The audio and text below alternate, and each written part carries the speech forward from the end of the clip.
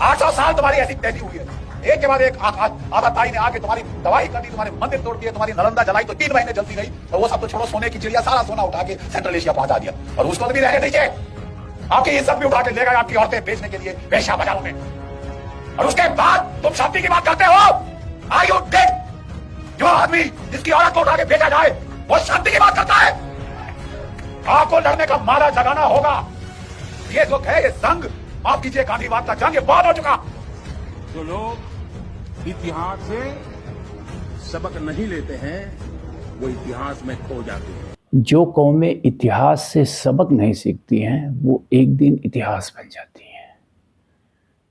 मित्रों, मैं आपको एक कहानी सुनाता हूँ। पहले ये कहानी मैंने हाल के कह सकते हैं कि 3-4 साल पहले पढ़ी थी कि एक जापानी टूरिस्ट इंडिया आया हुआ था और उसकी बड़ी इच्छा थी कि वो नालंदा विश्वविद्यालय के अवशेष देखे। उसने सुन रखा था कि अब से हज़ारों साल पहले भारत में एक ऐसा विश्वविद्यालय था जहाँ दुनिया भर के छात्र अध्ययन करने आते थे, और वहाँ इतनी किताबें थी कि जब उस विश्वविद्यालय को एक आताताई द्वारा जलाया गया तो 3 महीने तक वहाँ आग धधकती रही। यू कैन इमेजिन कि how many books were there, यानी कितनी किताबें रही होंगी कि वो 3 महीने तक लाइब्रेरी जो है नालंदा विश्वविद्यालय की वो जलती रही और आग नहीं बुझी। मित्रों, वो टूरिस्ट जापान का जब वो पटना के करीब पहुंचा उस जगह पे, और उसने नालंदा विश्वविद्यालय जाने के लिए नियरेस्ट रेलवे स्टेशन के बारे में जानना चाहा तो उसे बताया गया कि बख्तियारपुर नाम का कोई रेलवे स्टेशन है जो नालंदा विश्वविद्यालय के सबसे नियरेस्ट का रेलवे स्टेशन है। मित्रों, ये जवाब सुनते ही उस टूरिस्ट को बड़ा आश्चर्य हुआ और उसने आश्चर्य से पूछा कि क्या ये बख्तियारपुर उसी बख्तियार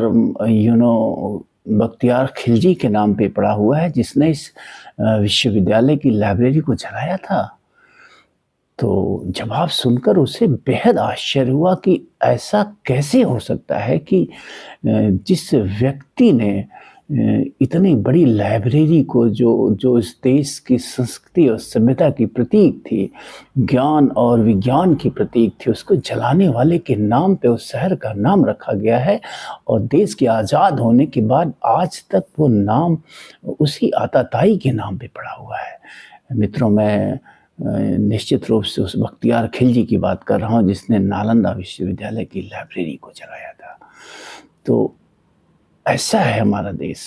हम प्राय सुनते हैं कि we are an example of unity in diversity, यानी अनेकता में एकता का उदाहरण है भारत।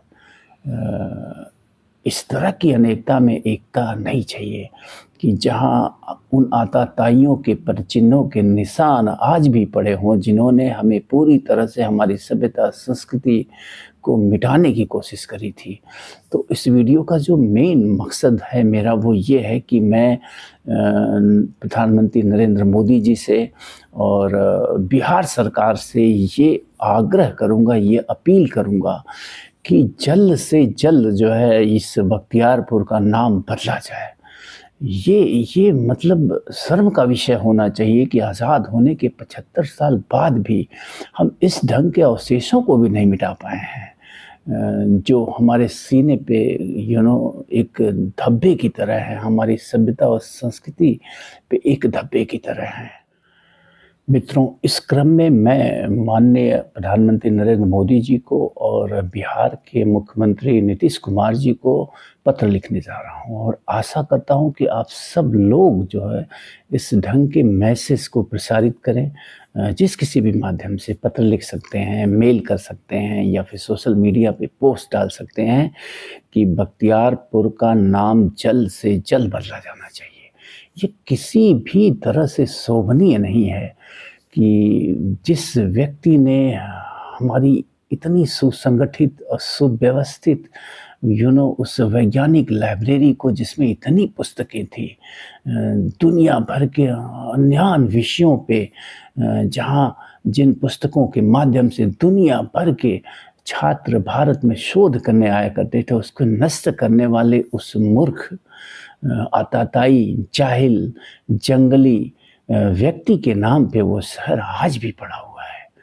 ये कभी कभी मैं सोचता हूँ तो समझ नहीं आता है कि आज़ादी के बाद सच में सत्ता किन लोगों के हाथ में थी और कौन सी यूनिटी हमारे देश में रही, कौन से लोग रहे जो इस ढंग की चीज़ों को प्रोटेक्ट करते रहे। अब समय आ गया है कि हम जल्द से जल्द इन सभी गुलामी के प्रतीकों से मुक्त हों। ये व्यक्ति कितना जाहिल रहा होगा, कितना जाहिल रहा होगा, उसको ज्ञान विज्ञान से कितनी नफरत रही होगी, आप सोच सकते हैं। जो इस तरह की लाइब्रेरी को नष्ट करने की सोच सकता है, आप अंदाज़ा लगा सकते हैं कि कितना जाहिल रहा होगा।